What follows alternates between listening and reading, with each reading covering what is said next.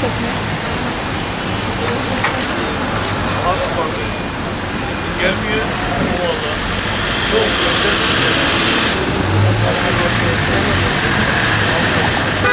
Ya bak aslında nasıl? Ben mi kalkıyorsun? Ben kalkıyorum. Bu aparat mı yapıyor?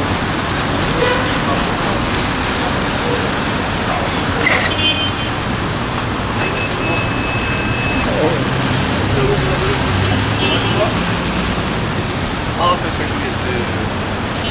Tamam. Yazın bir de öyle formalite koyma. Ben teşekkür ederim. Geçemedim. Gördüğünüz gibi 3 tane arkadaş yardımcı oldu bana. Değil mi? Benim de bu ülkede, ben sadece Batman değil, benim gibi insanlar bu ülkede yaşama hakkına sahiptir.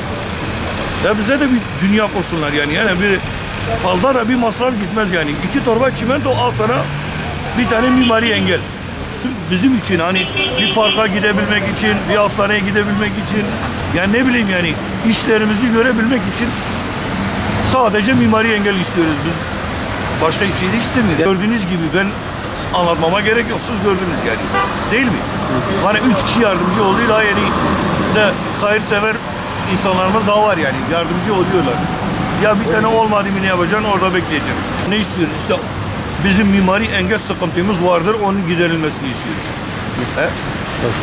Sadece başka hiçbir şey de istemiyoruz. Biz onlardan iş İslami de istemiyoruz. Sadece bizim Batman'da ya bizim de Batman'da yaşama hakkına sahibiz. Biz de bu ülkenin vatandaşıyız değil mi? Özürler adına Haccari gidip gelip işlerini görüp evlerine bir şeyler götürmek, sadece mimari engel, yani az önce gördüğünüz gibi onların giderilmesini istiyoruz.